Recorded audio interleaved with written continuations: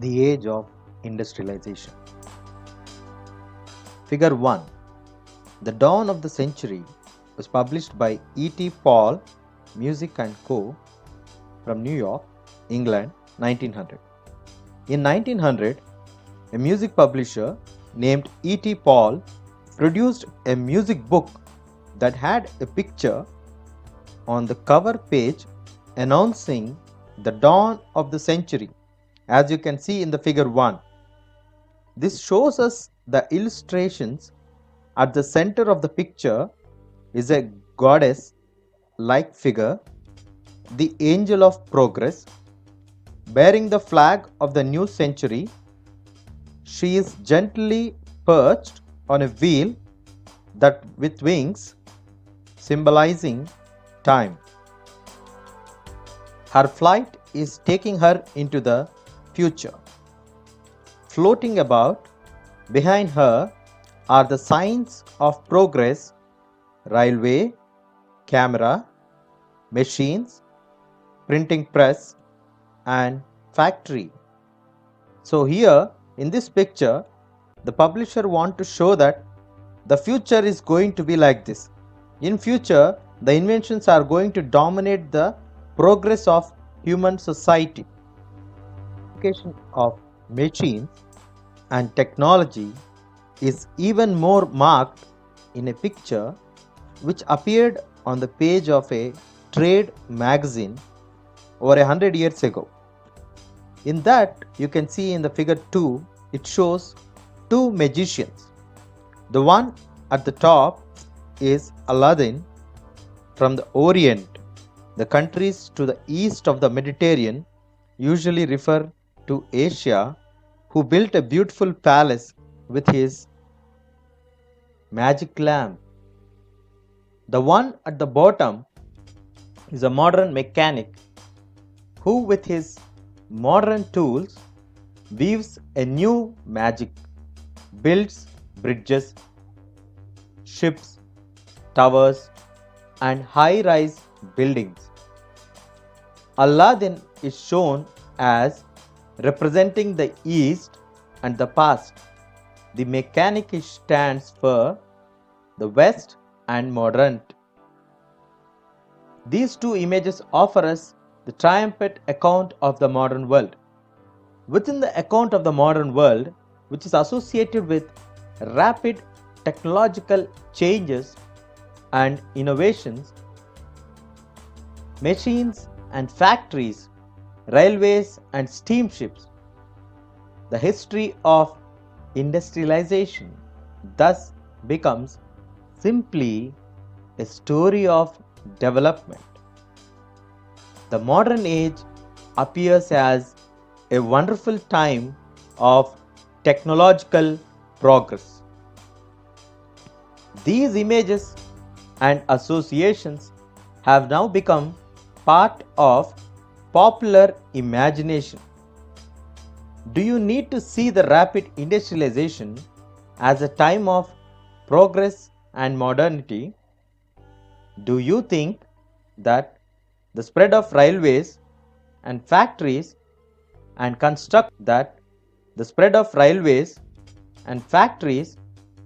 construction of high rise buildings and bridges is a sign of society's development? How have these images developed? And how did we relate to these ideas? Is industrialization always based on rapid technological developments? In this chapter, we would like to focus on the history of Great Britain and the first industrial nation, and then we move on to India, where the patterns of industrial change was conditioned by colonial rule.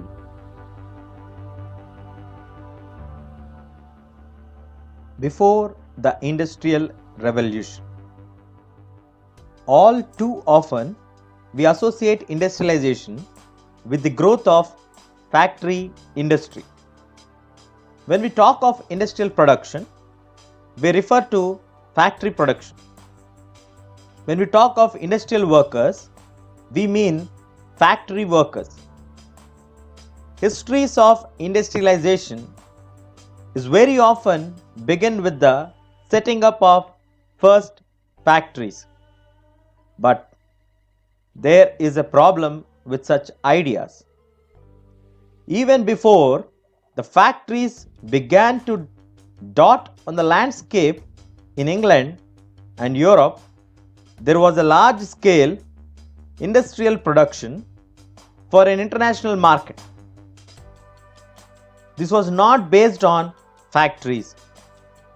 Many historians now refer to this phase of industrialization as proto-industrialization. The idea what we are talking about is that the industrialization, when we talk about the concept of industrialization, we often refer it to factories, and we often talk about industries and factories as synonyms. But there was industrial production before industrialization actually occurred. So now the historians refer to the phase which is prior to industrialization as proto-industrialization. The word proto means indicating something which is early or first. So now we are talking about the phase which actually existed before industrialization and which also produced lot of products and also supplied for industrial market. So what is that phase about? How did the production go on during that period? That we are going to try to understand now. Let's begin. What happened to the industrialization sector before industrialization actually occurred?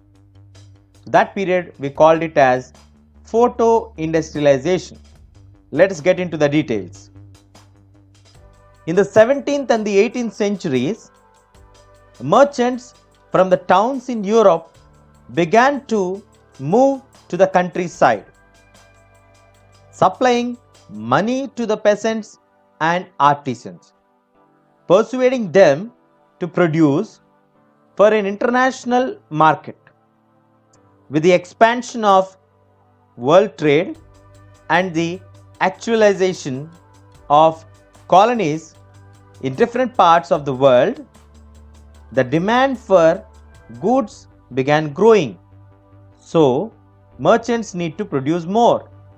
The issue here is we are talking about the period of 17th and 18th century. During that period, AD, merchants started to move towards the towns in the countryside. So basically they are living in towns and they are moving towards the countryside. For what they are moving towards the countryside? They are moving towards the countryside, supplying money to the peasants and the artisans because they have to produce for international market. Why they need to produce for the international market? Because different countries have occupied different other countries, especially in Asia and African continents from Europe.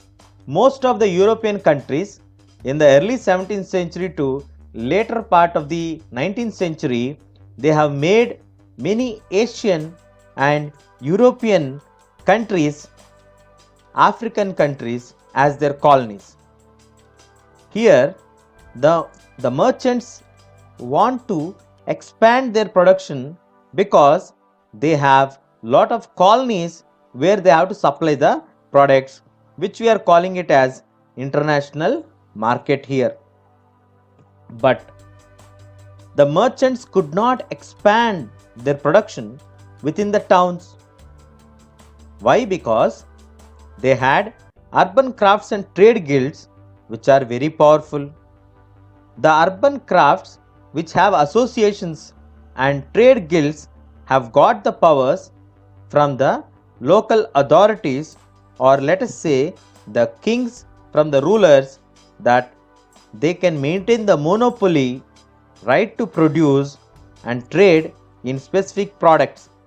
Because of this, because of the association, they cannot expand in the towns. What will the associations do? Why they are not allowing the merchants to come into the towns, because the associations are a group of people who consists of producers. They train the craft people, they maintain the control over the production, they regulate the competition and the price. They also restrict the new entry people or entry of new people into the trade. So basically, the duties of the associations are: the producers are the members of the associations who have a trained craftspeople, or they train people in the crafts. They maintain control over production. They regulate competition and price. They also restrict the entry of new people into the traders. Who gave them this authority? The rulers granted them this authority, the monopoly rights to produce and trade in specific products. That's the reason why the merchants started to set up their business not in towns but in the countryside. They may have their main offices in the towns, but the actual production or maintenance or making is done in the countryside. What is the condition in the countryside? In the countryside, the poor peasants and artisans began working for merchants. Why did they start to work for merchants who are coming from town? Because as the years passed by, the open fields were disappearing. Common lands were being enclosed. The cottagers and poor peasants who earlier used to depend on the common lands for their survival, gathering their firewood, berries, vegetables, hay, and straw, had to now look for alternative sources of income. Many had tiny plots of lands which could not provide work for all the members of the household. So, when the merchants came round and offered advances to produce goods for them, peasants' households eagerly agreed. So basically, in the countryside, the common lands and the open fields were taken over by the government and not allowed for the common people to enter inside. The common people and the poor peasants used to depend on these common lands for their survival. They used to go there and gather the firewood, collect the berries, collect the vegetables. So like that, they used to depend on the common lands and the open fields. But as they were enclosed and they were not allowed for the common people to enter into there, the common people in the villages started to look for the alternative sources of incomes. At this point of time, the merchants from the towns, they moved to the villages and they offered them advances, and in reply to this, they have to produce the products which are told to them. So as they are desperately searching for some source of income, because they had only tiny plots of lands for them to do, which will not provide either the work for all the members of the household nor the income what they get from that tiny plots of lands is sufficient for them. So the merchants, when they offered to the villagers eagerly agreed to work for them. By working for the merchants, they could remain in the countryside. They can continue with their small plots of lands and they can also earn some extra income. Like that, the villagers thought and they eagerly agreed. The income from proto-industrial production supplemented their shrinking income from cultivation. It also allowed them a fueler, a person who fuels, that is called fueler, use of their family labor resources. Within this system, there was a close relationship developed between the town and the countryside. As we are looking at the picture of before industrialization, the merchants are coming from towns to the villages. The villages are working for the members who are coming from the towns. So that has established some kind of relationship between the towns and the countryside. Merchants were based in the towns, but the work was done mostly in the countryside. As merchants, clothier in England purchased the wool from the wool stapler. Who is a wool stapler? A person who staples or sorts wool according to its fiber. So the merchants purchased the wool from the wool stapler and then carried it to the spinners, where the spinning process is done. The yarn, means the thread that was spun, was then taken into the subsequent stages of production to weavers, fuelers, and then to dyers. These are the stages of making the cloth. First, the wool has to be bought, then it has to be taken to the spinners, where it is being spinned, where it forms the threads known as yarn. Then the yarn was then sent to subsequent stages of weavers, fuelers, and then to the dyers. After crossing all these stages, the finishing was done in London before the export merchant sold the cotton in the international market. So London in fact came to be known as finishing center. So the proto-industrial system was thus part of a network of commercial exchanges. It was controlled by the merchants and the goods were produced by a vast number of producers working within their family members or family farms, but not in the factories. At each stage of production, 20 to 25 workers were employed by each merchant. This meant that each clothier was controlling hundreds of workers. So before the actual industrialization started, the production used to happen in towns and in villages. The merchants from towns used to move to the villages and offer them advances and make them work for their production of the cloth.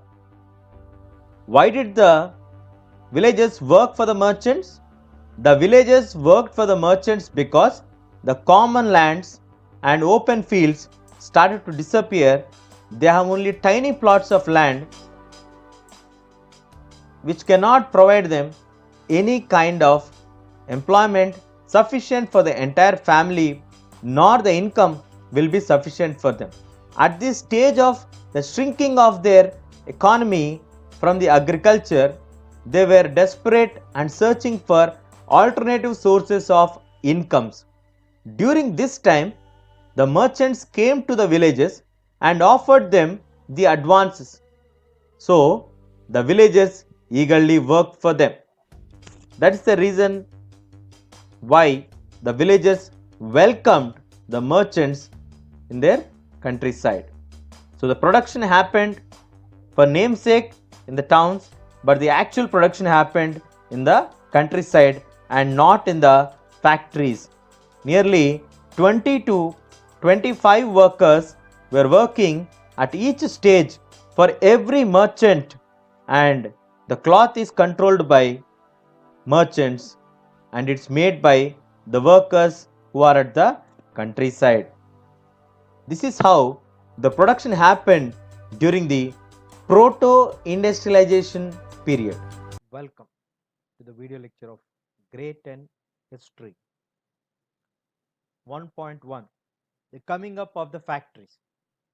You can see here the first factory which came up in England was in 1730s, but it was only in the late 18th century where we can see the factories getting multiplied.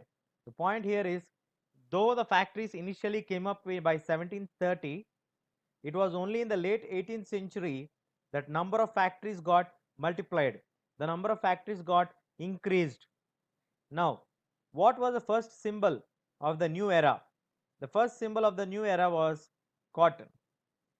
Dear students, here we are trying to give you all the 1 mark points very clearly, so that in the new pattern you will be able to answer all the 1 mark questions also confidently. So automatically you will be able to answer the 3 marks questions also if you are thorough with the concept. So the first symbol of the new era was cotton. The production boomed for this in the late 19th century. As you can see here, from 1760, Great Britain was importing 2.5 million pounds of raw cotton to feed its cotton industry. But by 1787, the imports went up to 22 million pounds. This increase was linked to the number of changes which happened in the process of production. So the first point what we discussed was the coming up of the factories came up by 1730s, but it was only in the 18th century we got the factories increased. In 1760, if you look at the statistics, the cotton import was only 2.5 million pounds, while in 1787, in less than a span of 30 years, so in 27 years, the import rose to a height of 22 million pounds. So for this increase of the production, or this increase in the imports, has a lot of factors which affected it. Let us see what are those. The first one was a series of inventions which happened during that period in the 18th century, which increased the efficacy, the ability of making the cotton process. So in the production process we have 4 steps. The first one is carding, the second one is twisting, the third one is spinning, and the last one is rolling. So a series of inventions took place in the early 18th century which increased the efficacy or efficiency of the production process at every stage. What are the stages in the production of cotton? First one is cotton. The stages of production are carding, twisting, spinning, and rolling. They also enhance the output per worker. After these inventions are made, the output produced by each worker has increased, enabling each worker to produce more. Because of these inventions in the 18th century, the production has increased a lot. They also made it possible to produce stronger threads and yarn. So they also started to make stronger threads than the previous production and high quality of yarn. Richard Arkwright created the cotton mill. So you need to remember this as 1 mark question. So there are 2 1 mark questions here. What was the symbol of new era? Cotton was a symbol of new era, and who created the cotton mill? Richard Arkwright. So till that time, till the invention of the cotton mill happened, the production was carried in the countryside, as we discussed in the first part of the chapter, as most of the production was done in the village household. But now the costly new machines could be purchased, can be set up, can be maintained in the mill. Then within the mill, the entire production activity can be carried. So within the same area or under one roof of management, we can do the supervision of all the production process, which was not possible earlier. They can check the quality, they can regulate the labor, they can look at the different things which was not possible before when the production was happening in the countryside. So the major advantage with the invention of the cotton mill was that earlier the entire activity was carried at different levels. The merchants have to travel to the countryside, offer to the villagers, and then they have to do it and they have to give it to us. So it is done by 20 to 25 people. So each merchant used to maintain 20 to 25 villages and they used to ask them to do the work. In return, they used to pay for them. So the entire activity is carried out of a particular place in the countryside. But with the invention of the cotton mills, now the entire activity can be carried under one roof and management. They can do the careful supervision, the production process, and watch over the quality. They can also regulate the labor. All these was not possible before the invention of cotton mills.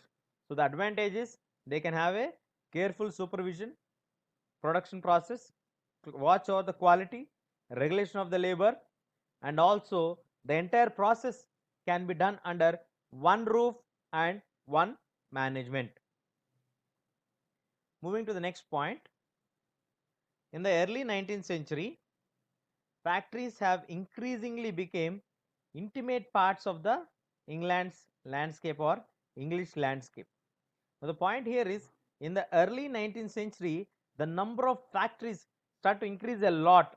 In every pocket of the area, you are able to find the industries in the England region or English landscape. So, this visible were imposing new mills. So magical seemed to be the power of new technology. The contemporaries were dazzled. So when they saw the new technology's magic, they all were impressed and they were shocked to look at those things.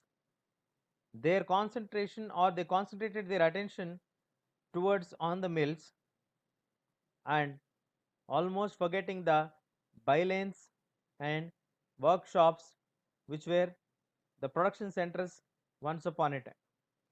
So in the early 19th century, a lot of factories have increased in the English landscape, which imposed new mills. It seemed like a magical, the power of the new technology, doing the things so fast. The contemporaries were dazzled. They concentrated their attention on the mills and also forgetting the bylanes and the workshops where production still continued, but the production activity reduced when compared to the previous time. The coming up of the factory. The earliest factories in England came up by the 1730s, but it was only in the 18th century that a number of factories got multiplied. The first symbol of new era was cotton. Its production boomed in the late 19th century. The statistics show that very clearly. In 1760, Britain was importing 2.5 million pounds of raw cotton to feed its cotton industry. By 1787, this import soared to 22 million pounds. This increase was linked to a number of changes within the process of production. Now, we saw that how the cotton production or the import of cotton has increased from 2.5 million pounds to 22 million pounds. A series of inventions in the 18th century increased the efficacy of each step of the production process. Let us say it carding, twisting, spinning and rolling. They enhanced the output per worker, enabling each worker to produce more, and they made possible the production of stronger threads and yarn. Richard Arkwright created the cotton mill. Even the cotton mill has been created. The production of the cloth was spread over all the countryside and carried out within the village household. But now, the costly new machines could be purchased and set up and maintained in the mill. Within the mill, all the processes were brought together under one roof and management.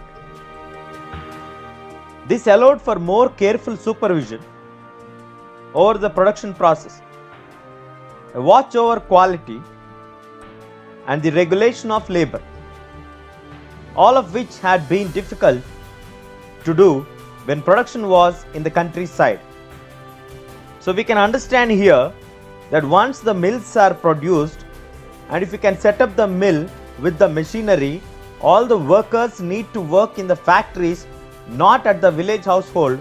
So the quality and the production process, regulation of the labor, all can be supervised under one roof and one management, which was very difficult earlier. Now it became possible with the invention of the mill or the machines of the cotton mill. In the early 19th century, factories increasingly became intimate parts of the England landscape or the English landscape. So visibly, they were imposing new mills. So magical seemed to be the power of new technology, and the contemporaries were dazzled. They concentrated their attention on the mills, almost forgetting the bylanes and the workshops where the production was still continued. The pace of industrial change. How rapid was the production of industrialization? Does industrialization means only the growth of industries or factories? First, the most dynamic industry in Great Britain were clearly cotton and metals. Growing at a rapid pace, cotton was the leading sector in the first phase of industrialization up to 1840s, but the path was led by iron and steel industry. With the expansion of railways in England from the 1840s and in the colonies from 1860s, the demand for iron and steel increased rapidly. By 1873, we can look at the statistics. Britain was exporting iron and steel worth 77 million pounds, doubling the value of its cotton exports. So at the first level, it's very clear that the dynamic industry first till 1840 was cotton, but later it was taken over by the iron and steel industry. If you look at the statistics in 1873, Britain was exporting iron and steel worth of rupees 77 million pounds, which is almost the double of the cotton export. Secondly, the new industries could not easily displace the traditional sector. Even at the end of the 19th century, less than 20% of the total workforce was employed in technological advanced industrial sectors. Textiles was a dynamic sector, but a large portion of the output was produced not within the factories but outside within domestic units. So it's very clear from here that 20% of the employees only worked in the industrial sector which are technologically advanced, but majority of them, which means 80% of the production, is carried out not in the factories but outside of the factories at the domestic units. The pace of the change in the industrial or traditional industries was not set by steam powered cotton or metal industries. They did not remain either stagnant. Seemingly, ordinary and small inventions or innovations were the basis of growth in many non-mechanized sectors such as food processing, building, pottery, glasswork, tanning, furniture or furniture making, and production of implements. The technology change occurred slowly. They did not spread dramatically across the industrial landscape. New technology was expensive, and merchants, industrialists were cautious about using them. The machines often broke down and the repair was costly. They were not as effective as their inventors and manufacturers claimed.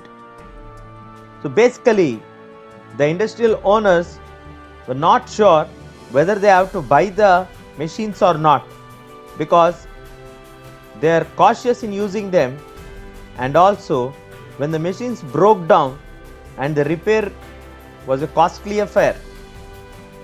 So in order to repair them, you need to invest more. So they also felt that the machines were not so effective as the manufacturers are claiming about them. So basically, cotton and textile industry led first, which was taken over by the iron and steel industry in Britain. Less than 20% are working in the technologically advanced industrial sectors, and 80% of the production is carried out in the domestic units. Thirdly, we can say it's not the large inventions but the small innovations which brought change in many non-mechanized sectors like food processing, building, pottery, glasswork, tanning, furniture making, and production of implements. Technological changes occurred very slowly, and people were reluctant to buy the machines because they often used to break down, and repairing them was a costly affair. You can see the case study of steam engine. James Watt improved the steam engine, which was initially produced by Newcomen, and patented the new engine in 1781. His industrialist friend Matthew Boulton manufactured them, the new model, but for years there was no buyer for that. At the beginning of the 19th century, there was not more than 321 steam engines all over England. Out of these, 80 were in the cotton industries and 9 in the wool industry, the rest of them in the canal works, iron works. Steam engines were not used in any of the other industries till much later in the 19th century. So its most powerful new technology that enhanced the productivity of labor manyfold was slow to be accepted by the industrialists. However, the historians now have come to a conclusion that typical workers of the mid 19th century was not a machine operator but the traditional craftsperson and laborer. Now historians, after studying carefully the process of industrial development, proto-industrialization period, and after the industrialization, the changes which have come, the major role was by the traditional craft person and laborer, but not by the machine operator. So they want to acknowledge the credit of traditional craft person and laborer in their role in developing the industrial sector. It is the handmade skills or skilled individuals or skilled employees who contributed to a larger scale than the machines in increasing the productivity of cotton or any other industries.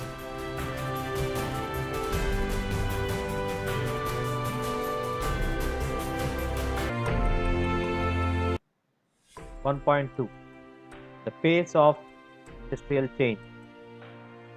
How rapid was the process of industrialization? Does industrialization mean only the growth of factories and industries? This is the fundamental question what we are going to focus here.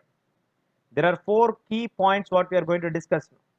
The first point is the most dynamic industries in Britain were clearly the cotton and the metals.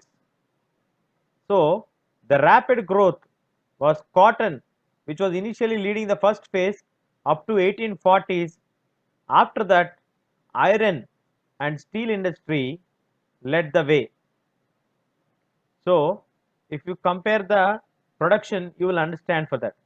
Britain in 1860s, there was a demand for iron and steel increasing rapidly. By 1873, Britain was exporting iron and steel worth of 77 million pounds, which is double the value of cotton exports. So, how rapid was the process of industrialization? Does industrialization mean only the growth of factory industries? The first point itself, it is very clear that initially the cotton industry dominated till 1840s to 1860s. After the iron and steel industry started to grow, in by 1860s, the demand for the iron and steel increased rapidly. By 1873, Britain was exporting nearly 77 million pounds, double the value of its cotton exports. And moving to the second point is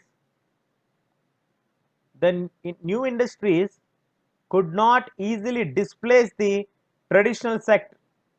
By the end of the 19th century, you can see here less than 20% of the total workforce was employed in the technologically advanced industrial sectors. Textiles was a dynamic sector, but the large proportions of the output was produced not within the factories but within the domestic units. So, the second point what we are discussing here is, though the traditional advancement, though the technology improved, the new industries could not displace the traditional industries. By the end of the 19th century, they have less than 20% of the total workforce which was employed in technologically advanced industrial sector. Textiles was a dynamic sector, but still the large proportion or the large portion of the output was produced not within the factories but outside the countryside production in the domestic units. And the third key point is the pace of change in the traditional industries was not set by steam powered cotton or metal industries. They did not remain entirely stagnant either. The point here is the traditional industries were not set up by steam engines inventions. It did not bring any changes in that, but neither they remained stagnant. Ordinarily, small innovations on the basis of which many non-mechanized sectors such as food processing, building, pottery, glasswork, tanning, furniture, furniture making, and the production implements started to grow. So, what are the small innovations that happened in different industries are in food processing industry, building industry, pottery industry, glasswork industry, tanning industry, furniture making, and production of the implements. So, it's not the industrial changes which has set the traditional industries to grow or the metal industries to grow, but the ordinary small innovations were the basis for the growth of many non-mechanized sectors like food processing, building, pottery, etc. Fourth one is the technological changes occurred very slowly. They did not spread dramatically across the industrial landscape. The technology changes, the new changes were not so fastly reachable to people. They expanded very slowly. The new technology was expensive. The reason why they did not expand was the new technology was expensive, and merchants, industrialists were cautious about the usage of the machines, and even most of the times or very often the machines were broken down and the repair was a costly affair. There was not as effective as the inventors and the manufacturers claimed. So technological changes occurred slowly. They did not spread dramatically across the landscape. The new technology was very expensive. Merchants and the industrialists were cautious about the usage of the machines because the machines often broke down and the repair was a costly affair, and they were not so effective as they were promoted or promised by the inventors and the manufacturers. So these are the four factors what we discussed now. Let us see for us once again. The first point what we discussed is, in the pace of industrial change, we are trying to answer the question, how rapid was the process of industrialization? Does industrialization mean only the growth of factory or industry? The first one is, the most dynamic industries in Britain were cotton and metals. Initially, cotton led the industrial sector for growth up to 1840s. After the iron and steel industry took the way, the expansion of railways in England after 1840s, in the colonies by 1860s, demanded the iron and steel rapidly. So by 1873, Britain was exporting iron and steel worth about 77 million pounds, which is double the value. That is the first point what we discussed. The second point is, the new industries could not easily displace the traditional industries. Nearly only 20% of the total workforce were employed in the technologically advanced industrial sectors. Most of the production was done outside the factory, not within the factory.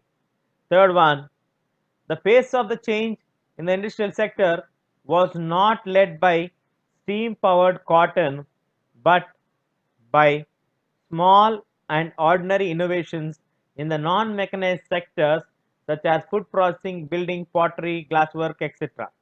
The fourth point was, technological changes occurred very slowly. They did not spread dramatically across the industrial landscape. New technology was expensive. Merchants and industrialists were cautious in using it. They often broke down and the repair was costly. They were not so effective as they were promised by the inventors and the manufacturers.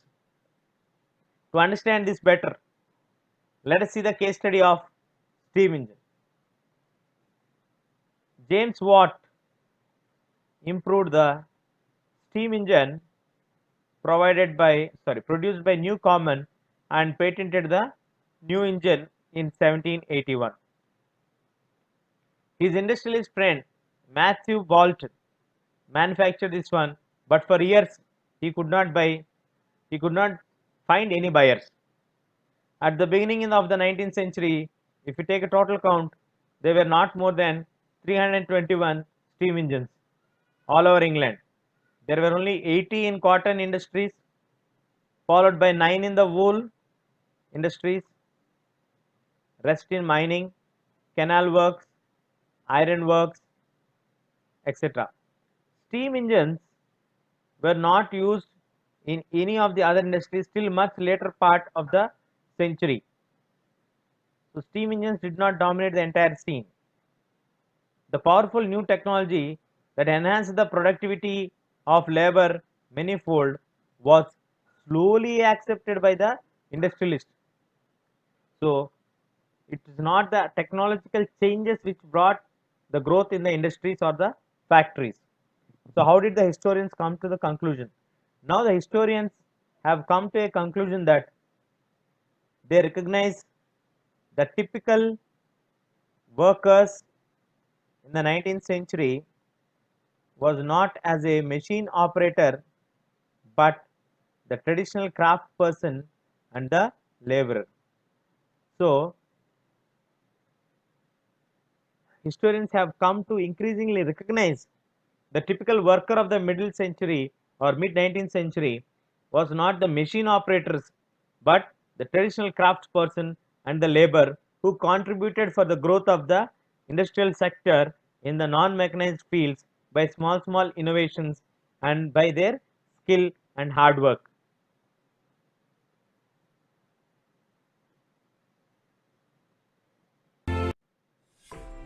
Hand labor and steam power.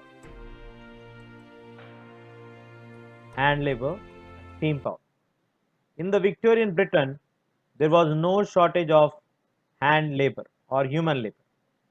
Poor peasants who were moving towards the cities in large numbers in search of jobs, waiting for work.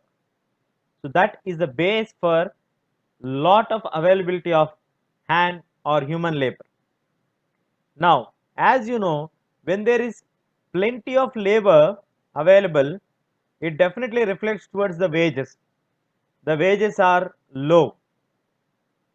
Now, the industrialists had no problem of labor shortage or high wage costs.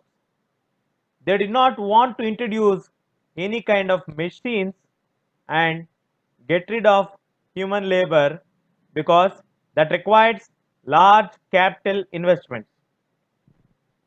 In Victorian Britain, the first point is there is no shortage of human labor.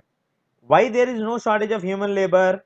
The poor peasants and the vagrants moved to the cities in large numbers in search of some jobs or waiting for work.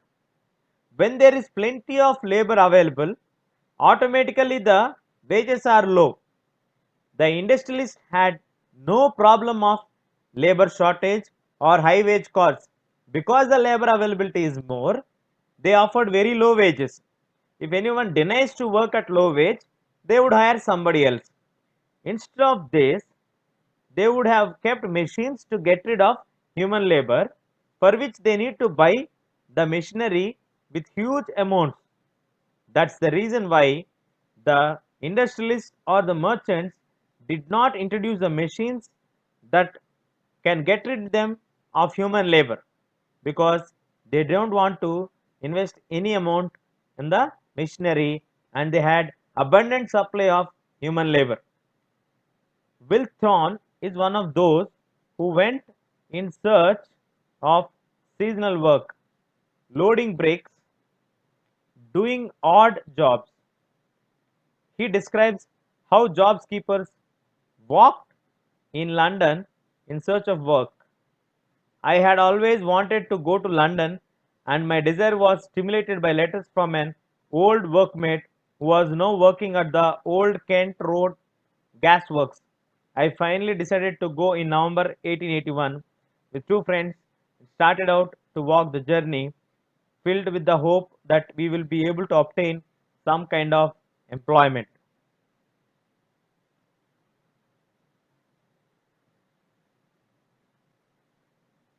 And I had always wanted, as we wanted to go there, we had very little money.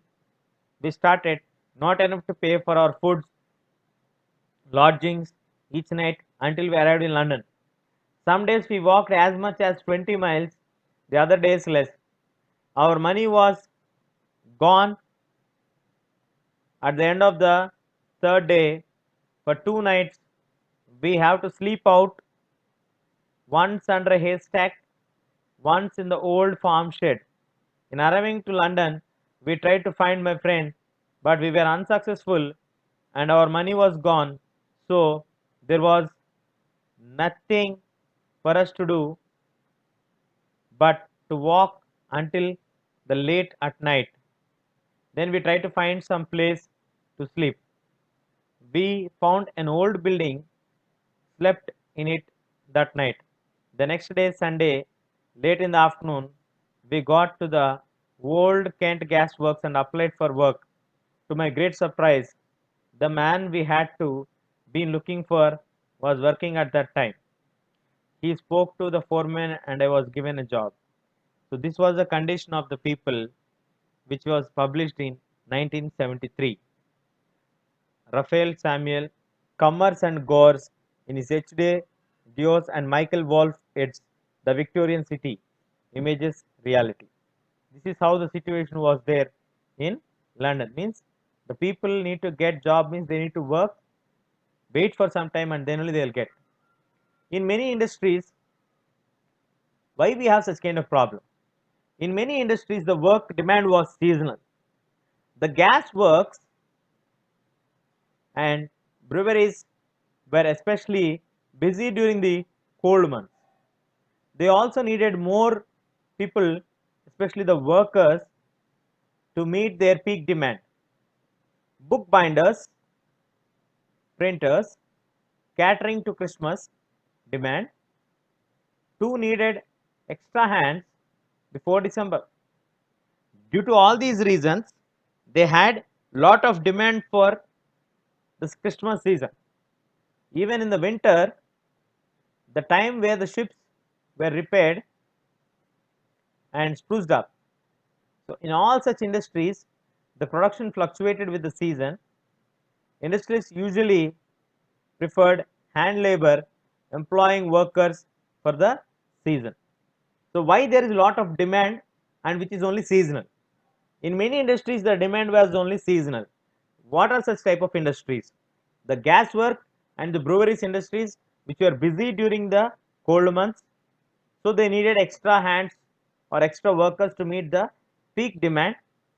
Bookbinders, printers, catering to Christmas demanded extra hands in December. At the waterfront, that is in winter, it was a time when the ships were repaired and spruced up, so they need extra hands. So most of the times the demand was seasonal, mostly in the winter season. So they need more people during the winter season than in any other season.